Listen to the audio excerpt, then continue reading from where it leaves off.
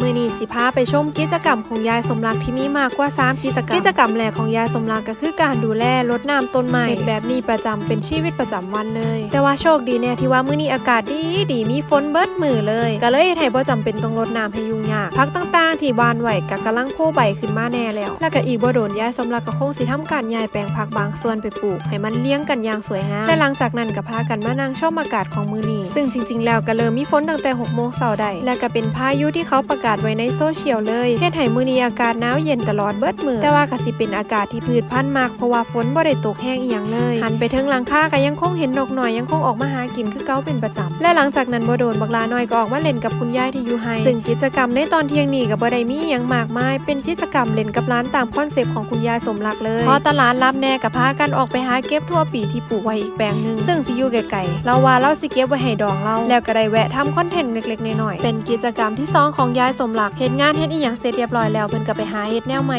ส่วนกิจกรรมที่3ของยายสมรักในมื้อนี้ก็คือยายสมรักจะต้องออกไปร้องเพลงอยู่ข้างนอกเป็นงานรับเชิญที่ยายสมรักบ่ได้เอาค่าจ้างหรือว่าอีหยังใดๆเลยยายสมรักสมัครใจไปร้องเพลงให้ฟรีๆแต่ว่าก่อนสิออกไปเฮาก็เลยพากันหากับข้าวหาอีหยังเตรียมไว้ให้กับคุณตาเพราะว่ามื้อนี้ยายสมรักเราสิออกไปตั้งแต่หัวค่ำเลยก็เลยต้องเตรียมกับข้าวไว้ให้เราเล็กๆน้อยๆหนูก็เลยเฮ็ดเป็นเมนูง่ายๆก็คือเฮ็ดยำปลากระป๋องไว้ให้กับคุณตาแล้วก็ช่วงนุ่มเอนชัวไว้คือเก่าหั่นล่ะเพิ่มพลังงานให้กับยายสมรักเวลาเราออกไปร้องเพลงปล่อย energy ยายสมรักจะได้มีแรงในการแสดงอย่างเต็มที่นี่ละจ้าแล้วก็บ่ลืมเพิ่มพลังงานจากไข่ต้มพร้อมและแล้วเวลานั้นก็มาถึงช่วงเย็นประมาณ 1 ทุ่มหนูก็ได้เดินทางไปถึงบ้านงานที่ยายสมรักมาร้องเพลงให้ซึ่งยายสมรักก็ได้เปิดโชว์ไปน่าจะประมาณเกือบ20นาทีได้แล้วเพราะว่าก่อนหน้านี้หนูเพิ่งจะแวะไปอาบน้ำมาแล้วก็ว่าสิพากันออกไปให้เลยก็เลยแวะมาเมืองยายสมรักแน่จักหน่อยก็เห็นว่าพากันร้องเล่นเต้นเพลงกันอย่างสนุกสนานแล้วและยายสมรักก็โชว์ผลงานเพลงต่างๆของกระของไปเรื่อยๆและก็ยังมีคุณน้าสุดหล่อที่คอยเป็นเอนเตอร์เทนซอยอีกคนคุณลุงคุณป้าคุณอาที่อยู่ในงานก็เริ่มพากันทยอยออกมาร้องเล่นเต้นกับยายสมรักแน่แล้วโดยเฉพาะคุณแม่ทันนี่แล้วมวนแห้งอีหลีเด้แล้วเต้นตั้งแต่ก่อนหมู่อีกนี่ละจ้าก็คือบรรยากาศรอบๆตัดมาฟังนี่ก็พากันนั่งจิบน้ำลำไยเพิ่ม energy คือกันเด้ส่วนคนในงานมื้อนี้ก็บ่ได้เยอะอีหยังมากมายแต่ว่าก็สนุกสนานแฮปปี้กับกิจกรรมของยายสมรักในมื้อนี้และก็ยังมีโปรดิวเซอร์หน่อย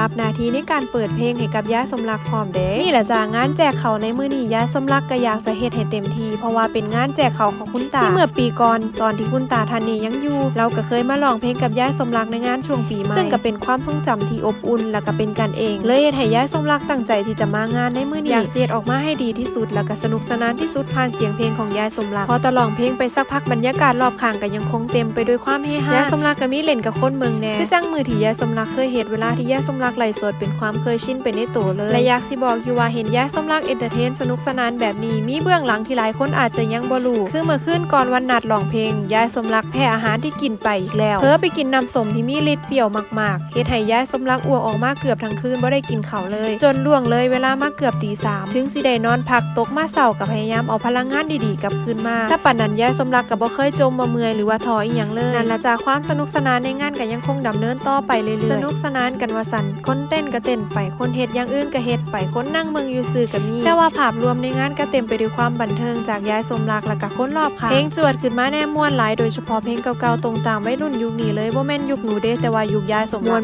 ม่วนเมืองภาพเอาเลยจ้าว่าขนาดนั้นล่ะจ้าพอตะแวะเมืองยายสมรักเสร็จแล้วหนูก็เลยพากันออกมาหาอีหยังกินก็เลยมาพ่อร้านหมูกระทะร้านนี้แม่ค้าก็ตะฮักหลายอยู่ตรงกันข้ามกับไทยฟู้ดโน้นสะอาดถ้าผู้ใดมากินหมูกระทะรอบอย่าลืมแวะมาอุดหนุนร้านนี้เด้อพอตะมาฮอดกับมาพอทันซี่โหใหญ่นางเฝ้าอยู่ข้างหน้าบอกว่าบ่มีคนอยู่ก็เลยมานั่งเฝ้า3 ทุ่มจังสิคอยเข้าบ้านส่วนเรื่องราวในมื้อนี้ก็จบไปยายสมรักก็มาพอดีคลิปต่อไปจะเป็นอีหยังอย่าลืมรอติดตามชมกันเด้อจ้า